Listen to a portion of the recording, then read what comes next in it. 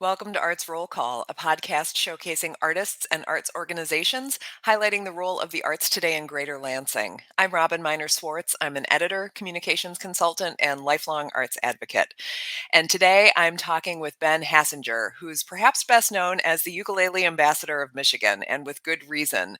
After a 2009 visit to Hawaii, he was hooked on the instrument, and during the past 11 years, he has founded the Lansing Area Ukulele Group, the Mighty Uke Day Festival, Midwest Uke and Harmonica Camp, Uketoberfest at Interlaken, and Hiawatha Music Co-op's Uper Uke Week. Ukulele education is a priority for Ben, and in 2014, he established Music as the Foundation, a nonprofit that supports ukulele music programs in Michigan classrooms and communities. Ben played guitar for years with the world beat band Mystic Shake, and now performs with the Ukulele Kings Trio. A songwriter and a big fan of baseball, he has two songs about the Detroit Tigers enshrined in the archives at the National Baseball Hall of Fame in Cooperstown, New York. Huge resume. Hi, Ben. Welcome to Arts Roll Hey, Call. So glad you you're know, here I today. thanks, Robin. Thanks for having me. I do want to clear up one point of controversy, though. It's my first That question, actually. okay, well, the Hall of Fame thing, baseball Hall of Fame, there were no steroids Oh, involved. Okay, I just thought want to clear that up. well, thank you. I actually Okay. thought the point of controversy was going to be my pronunciation of ukulele because that's my Well, I first was going to question. get to that too. Yep. So I want to start right off at the top with that. I call it ukulele because that's how I learned it, but I understand Sure. there is a different way of saying it. So, what is that and what do you use? Well, the actual Hawaiian pronunciation, which of course it is a Hawaiian instrument, Hmm. is ukulele Hmm. or ukulele if you really want to stretch it out. And do you know what that means in English? It means jumping flea, right? How did you know that? I mean, it's trivia, right? It is. I know. Yes, it's jumping flea. Do you know why it's jumping flea? That I don't know. Well, because when the Portuguese came over in the mid 1800s or so, I mean, even before I was born was the mid 1800s, and they brought their traditional instruments from Portugal. One was called the machete, and what they do after they worked all day, they'd sit around the campfire. This is in my mind. I'm picturing this sitting around campfire, maybe having a little drink, and playing music, on their instruments that they brought over. And the Hawaiians were just like, wow, this is so cool. And their fingers move so fast. It's like a little bug jumping up and down on the strings. So that's where the jumping flea came. Okay. And I usually use ukulele. The problem I always use that verbally. Writing it's a little different because you have to put the little, I forget what the name of the little, it's like a little comma or apostrophe kind of thing. Hmm. Oh, I don't know. I'll mess up the name if I do it. Well, then you have to use an, right? Oh, As an yeah. article because Hmm. ukulele. It has Hmm. to be an ukulele. But then people see and they say ukulele and they think you don't know how to write. So Right. often in writing, I'll just do it the mainland way. Sure. So So I will probably just inadvertently call it a ukulele as we're that's speaking. fine. But That's I fine. appreciate the clarification and the explanation of all of that. So you've had a long career in music. When did you know music would become the main component of your life and your work? Oh my goodness. Well, I started off playing piano, like when I was 8 or 9, and then when I was a teenager, of course, started playing guitar, right? And I was in my career's always had something to do with music, which is really interesting. I've managed music stores like, music car stereo, Scory Auto Sound, hi-fi stores. I was a sales manager on the sales floor manager at Elderly Instruments. When I was there, I was a sales rep for musical instruments and hi-fi and home theater. And so it just kind of snuck up on me. I don't think originally, I mean, I went to school, I've got a degree in special ed and elementary ed, and which of course has come in handy for everything I've done now. Hmm. And it just, I don't know. It was just like each little opportunity that came up, I just thought, well, I'd like to do this and I'd like to do that. And then in 2009, when I went to Hawaii, and surprisingly enough, there was an ukulele festival going. I went to that, and everybody was having such a wonderful time. And there were, of course, Hawaiian players. Bill Tapia, who died at the age of 105. I think he was 103 when I saw him, and he was still traveling the world playing the ukulele. The Langley Ukulele Ensemble, which is a Canadian group led by Peter Luongo, who's become a good friend and has come to Michigan quite a few times now. There were four women from Finland or from Sweden singing in Swedish and playing the ukulele. But the big thing was just the whole communal joy, the aloha spirit of that ukulele, and it just got me hooked. And I came home and I talked to Stan Werbin at Elderly, who's always been a big ukulele proponent. I go, Stan, you've been right all along. We got the Lansing Ukulele Group started in the fall of 2009. We started Mighty Uke Day in 2011 with just basically kind of an open mic, and people, we got all done. It all went well, and everybody, we showed the Mighty Uke movie. That's how it got started. There's a movie called Mighty Uke, The Amazing Story of a Musical Underdog, something like that. And two wonderful people that have gotten to be great friends, Tony Coleman and Margaret Maher, and they live in Toronto. And they came over to show their movie because it just came out. And the whole day went fine, and people were, I'm thinking, this was good, this really went well. And then people are going, well, what are we going to do next year? And I was like, next year? Oh, no. I got to do it again. I know. And it just kept growing and growing. I mean, we can talk more about that. I'm probably taking off with this interview here. But no, as you can tell, I've got a bit of enthusiasm about this thing, So. No, and that's actually my next question, is that Mighty Uke Day has become a really popular fixture in Old Town. So how has it grown since it started? Well, like I said, we started out, it was basically an open mic. And Rachel Davis happened to be her and Dominic were still living in Lansing, and she got up and played. Of course, she's amazing. Jen Siggett played some ukulele. We had ukulele. I don't even think we had the Ukulele Kings there, but Rhea and I played. My partner Rhea Vanetta, and it was just a good time. We had led some strums, and so then I have to do something next year. Well, then I brought over a guy, Little Rev, from Wisconsin, and I had to guarantee him money and this and that. I'm like, believe it or not, being the Ukulele Ambassador in Michigan is not the most lucrative profession in the world. I know. So so I brought him over, and we showed the movie again, and Terry let us use the old Mustang, which wasn't even the Urban Beat now. It was just a mess. So we cleaned it all out and made sure no one fell into this big hole in the back of it, But we made it into a venue, and it went really well. And people go, what are we going to do next year? So Mighty Uke Day 3 was the one that really took that big step. And I brought in this really popular, famous, incredible player named James Hill, who's from Nova Scotia. He and his wife, Ann Janelle. Ann plays cello, which is a great accompaniment to the ukulele as far as tonal range and everything. And we had a Friday night concert for the first time with a friend of mine named Danielle Ate the Sandwich. It's a great name. It is a great name. Danielle Anderson is her given name. But it all went great. And that was it went from the open mic to Mighty Uke Day 2, and then Mighty Uke Day 3 kind of went up to here, and it's just been going ever since. So we, this will be our 12th year this year. We're getting like the Super Bowl now. We're Mighty Uke Day XII. And we've had pretty much everybody in the ukulele world play here, shy of Jake Shimabukuro, who you've probably heard of, and the Ukulele Orchestra of Great Britain, who just played at the Wharton Center. Yep. So aside from that, I mean, we have had everybody in the ukulele world here, and these people that I just, would see at the NAM show, the National Association of Music Merchants trade show, or see on YouTube, now they're all friends and they've all been here.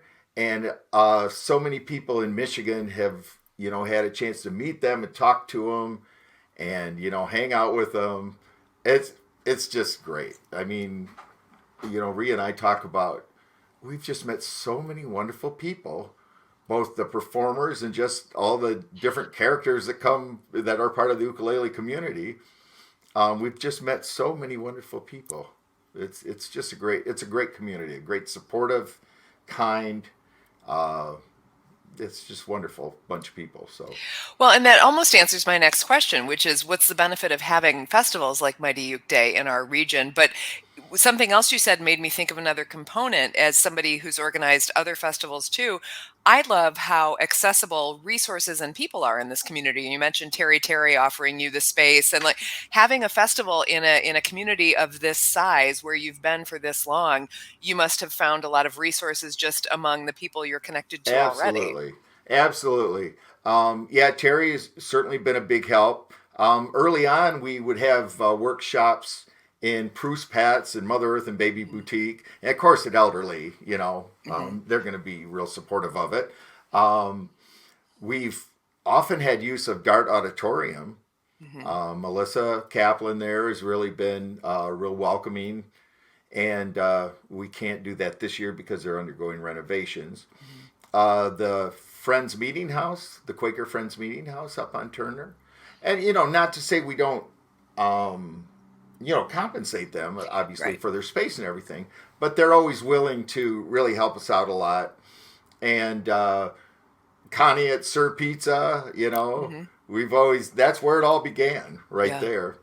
So yeah, and then everybody pitches in and helps. Like our volunteers are awesome. Now the last couple of years, we've had to be online, have virtual festivals, and frankly, last year we were online, and plus I was in the hospital having heart surgery. So Wow. yeah, no, really, ukulele's good for your health, really, Right. really. But everybody had to really step up because it got to a point where I'm just like, I can't do anything. I'm in the hospital with the iPad. I'm gonna have surgery. You guys have to, carry the torch, and they did. And I we had a group called the Pit Crew, the Mighty Uke Day Pit Crew, and I tell you, everybody just really pulled together and pulled this thing off. And I'm just forever grateful. And it's just the way the whole community works. Hmm. Hmm. Well, can you tell me a little bit about music as the foundation? How did that get started, and how did that then connect to things like the festival? Well, the what we did, like I said, the first two festivals were pretty much a shoestring operation. The third festival, which was 2013, we pay our artists well because we value artists, Hmm. and um, and that I think pretty much broke even. Then 2014, we had money left over. So my friend Larry Cooley and I thought, well, we should start a nonprofit with the extra money from the festival. And that's when we started Music as a Foundation. It's a registered 501c3 on the grand scheme of things. It's a smaller one, it's not a Gates Foundation yet. Um, but the purpose was to take this money and uh, support music programs, mostly ukulele programs, but not Hmm. completely limited to that, in mid Michigan classrooms and communities. So, and it's broadened some since then, but it's mostly in Michigan, right? Hmm. 99% in Michigan. Uh, but we started off with doing some after school programs, like at Mount Hope School, and some libraries, and just kept growing it a little. And actually, one of the most wonderful things I'm involved with are the PT strummers, the primetime strummers at the Hannah Center Hmm. in East Lansing. And these are group seniors, which just so you know, a senior is anyone that's older than me. Yes. But keeps changing. The Yep. goalposts keep changing. But no, it's a great group. And we start out with like a handful of people. I don't know, not even 10 people. And now, before COVID, we were up to 45 people. Wow. And through COVID, we hung in there at 30 to 35 people online. That's great. And but Mighty Uke Day Music as a Foundation kicked that off, that program with we didn't charge East Lansing Primetime anything. We got a bunch of ukuleles for them, and that's the other thing too with Music as a Foundation is I just donated 20 ukuleles to this guy Ken Freestone, who's starting programs over in Holland, Michigan. So, but Mighty Uke Day fits into that as it's the main fundraiser for Music as a Foundation. Now we get a lot of, we get personal donations. I haven't really gone after corporate things or anything too much. I probably should do that, but it's from the people. It's like a Bernie Sanders campaign, I guess. It's Grassroots. Everybody's putting in a little bit, right, and I think that really helps build community and gives people some investment in it, some little skin in the game there, when you've donated something. We've had a couple of people. The wonderful thing about, there's so many wonderful things about the ukulele, but I love how I like to say it's a great instrument for kids from 8 to 88. Okay, so I was teaching at Elderly, and I had this young man, Connor, who was 8, and he wanted to learn to play the what is it? The Andy Griffith Show theme song. Oh. I'm like, how do you know this song? You're 8 years old. Oh, my grandpa and I watch it on MeTV or something. So okay. So then right after him, I have Bill Muma, who's Lois Muma's father. And he was like, I don't know how old he was. He was at least 80. He had been a bricklayer at times, so his hands were like, pretty arthritic and stuff. But he plugged away and played, played chords and what he could. And the long-term effect about that was getting those two together, that generational connection. And then after Bill had died, Lois and Greg were they knew how much Lois's dad loved the ukulele, and they wanted to help support. So then they came in and they helped sponsor a scholarship fund. Nice. And so we've used that. So it just kind of keeps rolling along there. It's a little bit of a pay it forward kind of thing, I guess. But the support of the ukulele community to furthering the exposure of the ukulele, especially to young people, it's wonderful. It's great. Can it replace the recorder? Yes. I mean, in all of those elementary classes. Nothing against the old recorder, Right. but if you're like me, you were like, right? What's wonderful about the ukulele is, I keep saying what's wonderful. There's a million wonderful things. As far as music education in the classroom, you can teach everything on an ukulele. You can teach with a recorder or like even a piano, really. You got all the notes, you got chords, you can sing and play at the same time, which you can't do with a recorder. So it's a musical instrument. It's not like an ukulele. Well, you can only play happy, funny songs or something. You can do whatever you want. I mean, the finest musicians I've ever met are ukulele players. And as far as using it to teach, it's all right there. It's easy to carry around for kids, with a smaller neck than a guitar. Yeah. I just happen to have an ukulele here. It's easier to finger the chords. You only have 4 strings. And for people that got a little older, like my seniors, a lot of them in the 60s, they played guitar and had a flower in their hair and went to San Francisco or whatever. Then they had families, jobs, got put aside. They come back to the guitar, and it's harder to play. Mm-hmm. So they pick up the ukulele, and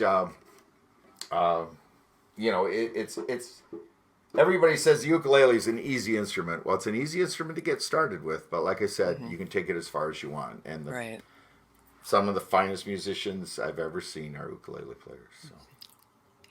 Well, over the years, I know you've been a part of the Arts Council's Artist in Residence program and their Festival Alliance membership. How has your relationship with the Arts Council been beneficial to the work you do? Well, the Arts Council offers so many resources to all kinds of artists, musicians, visual artists, all kinds of things. And with programs such as Arts Night Out, which is really one of my favorite things that ever happened in Old Town next to Mighty Uke Day, they're just really help bring the arts to more people. And I think what it does, they help the concept of art for so many people is a painting, right? Well, they're helping out with musical events, obviously visual art, the poetry, spoken word, all different kinds of aspects of art. And for myself, we worked together on a couple school programs, and then COVID hit, so we weren't in schools anymore. And I'm looking to get that going again, the in-person and working with them. They're great about showing us different grants that are available. Mm-hmm. And I need to be a little better trying to take advantage of those. It's just, you've run events and things, and there's only so many hats you can wear. And only so many hours in the day. Yeah, so the people at the Arts Council, like when we have Mighty Uke Day and I need some chairs or something, just something like that, I can go in and grab a bunch of chairs or, use the facilities there. Mm-hmm. They got a nice little conference room in the back, and they're all great people. So I've loved I love the support they've given me, and I've only scratched the surface of what I could really work with them on. So that's something I'm looking to focus more on as I'm learning to delegate some of these other things to people. So Lansing wouldn't be Lansing without the Arts Council. And I love that it's right in Old Town, because I am very much dedicated to Old Town in many different ways. So you mentioned COVID a minute ago. How did the past 2 years change your creative approach to entertaining, and how did you reconfigure what you were doing as a musician and an organizer? Obviously, you went online for a lot of it, which is great. For pretty much everything. Yeah. When it first hit in March of 2020, seems like forever ago. I know. 2 years, as long as 2 years ever. It was like, what do we do? We had our classes scheduled. I had gigs scheduled for the band. We had school programs scheduled. I had the PT strummers, and all of a sudden, nothing. Mm-hmm. And at that point, you didn't even know what you were going to be able to do at all. You didn't know if you could really leave your house. It was really a big, scary unknown at the time.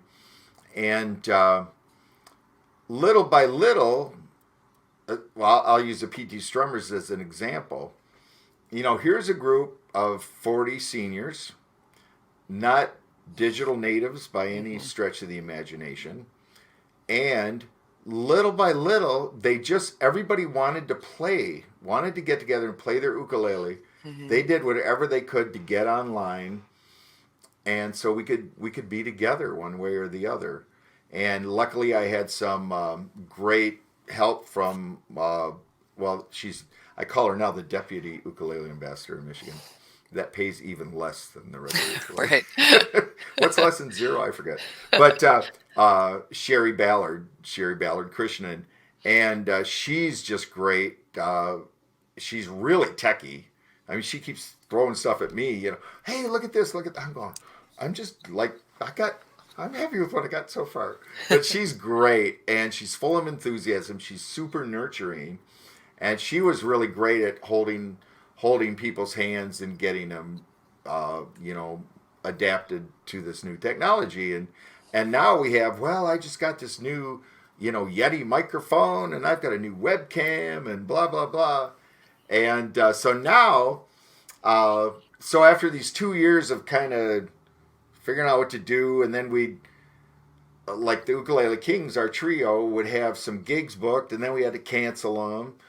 Is now, we've, we're starting to come out of it, and hopefully we stay out of it.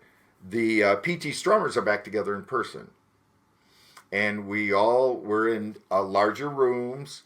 We, keep distanced, and if someone wants to wear a mask, they'll wear a mask, and that's fine. Everybody's real respectful of other people's comfort levels. But at the same time, I'm also streaming it to the students either. I mean, we got some now out of town, even we had someone from Canada. So I've got my computer here with my mic, and, I'm running that as I'm leading the class and trying to address both things, because it's different teaching online than it is teaching in person. Yeah. And but everybody's willing to work with me, work with the technology, work with the little, roadblocks there, because they want to play the ukulele together. Yeah. Mm-hmm. That's what's just so wonderful about it. So they're very motivated to do, hey, whatever we got to do, we want to play the ukulele. So, well, we got a few opportunities for folks to do that coming up, because the festival is coming up June 24th through the 26th. So what can people expect from this year's Mighty Uke Day Festival? Well, who knows? No, it's I hope you know. Yeah, I'm trying. Wait, let me find out. Our last in-person festival was 2019. Mm-hmm.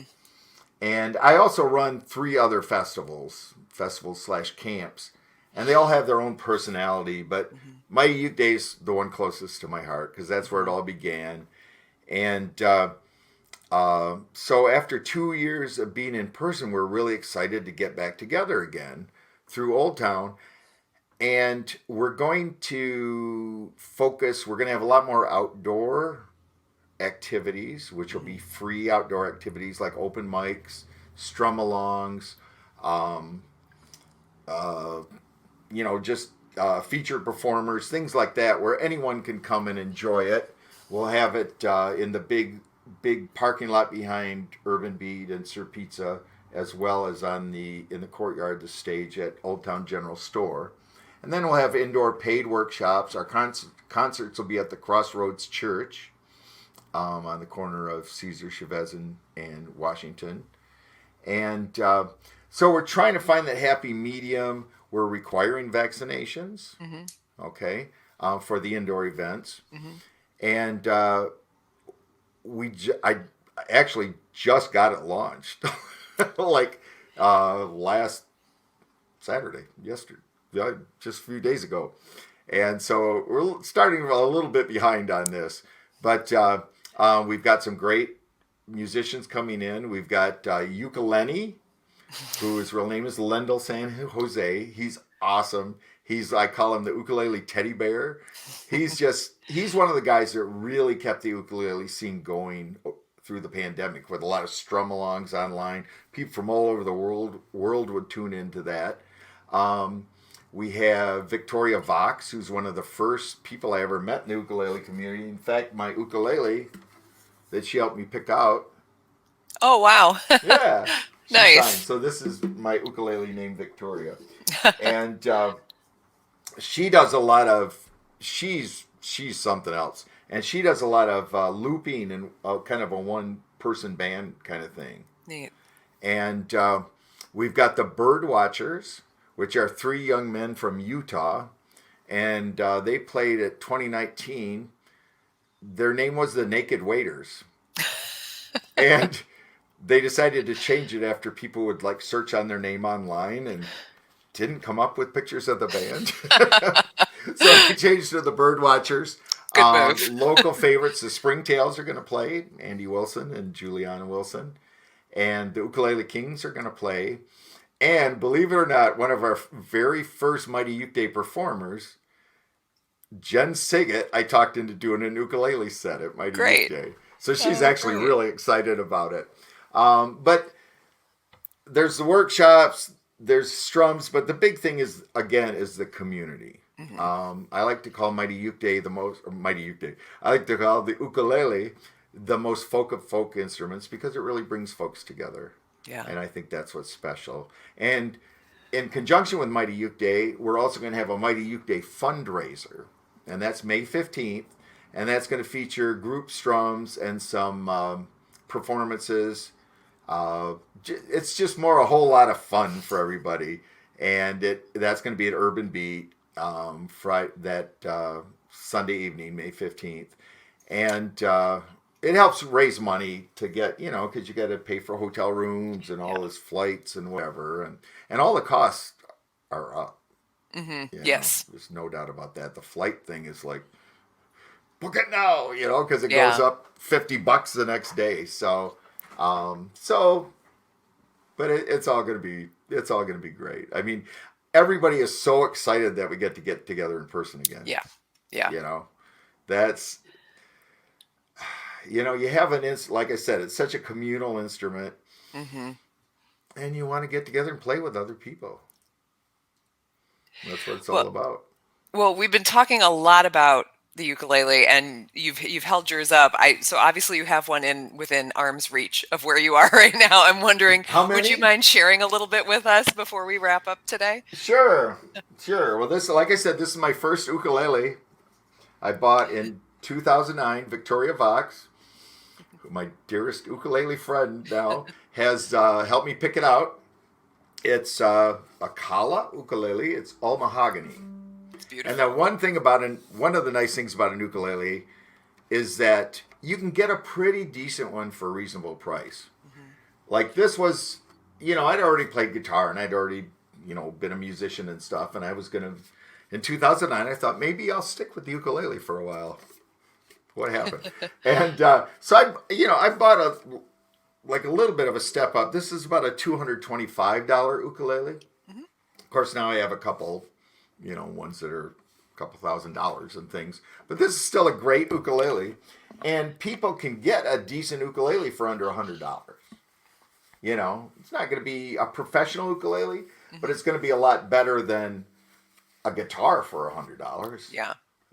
So it's easy. It's very accessible, size-wise, playing-wise, and price-wise. Mm-hmm. So, another thing with the ukulele is a lot of people, like I said, have kind of preconceptions. It's supposed to be Tiny Tim or whatever. Mm-hmm. And nothing wrong with Tiny Tim. The guy was actually a real musical historian. But I like to play all kinds of different things on the ukulele. And in fact, when I was teaching at Clinton County RESA, like I said, I have a special ed degree, so I was doing music there.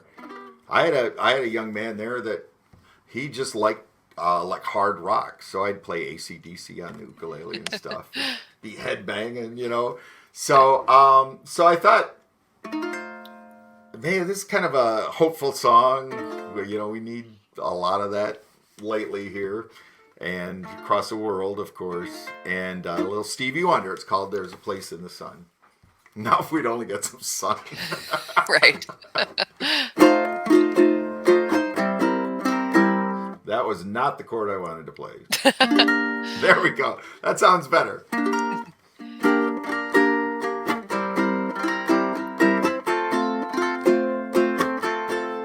Like a long, lonely stream, I keep running towards a dream, moving on,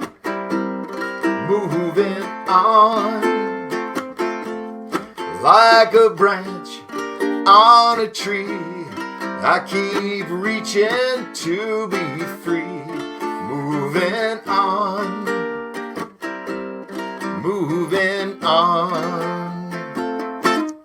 There's a place sun, where there's hope for everyone, where my poor restless heart's gotta run. There's a place and the sun, and before my life is done, got to find me a place in the sun. Like an old dusty road, I get weary from the load, moving on.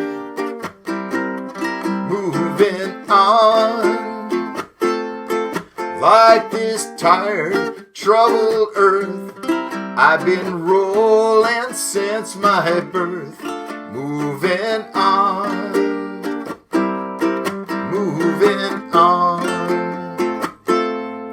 There's a place in the sun where there's hope for everyone, where my poor restless heart's got to run. There's a place in the sun, and before my life is done, I've got to find me a place in the sun. Got to find me a place in the sun. That is so happy. Thank you so much for sharing that. I can play like really sad songs too. No. I like the happy. That's good. People are always like, "Oh, the ukulele is such a happy instrument." I go, "It can be just as miserable as any other instrument in the right hand." So, but Ben, where can folks find that's you a great online? song, a nice hopeful song. It is. And like I said, a little. If we get some sun, we'll be all set. So. Yes. Ben, where can folks find you online? What's that? Where can people find you online? There's benhassenger.com, which I think my name, there you go. Yep. It's right up there. benhassenger.com. You can go to mightyukeday.com. Okay.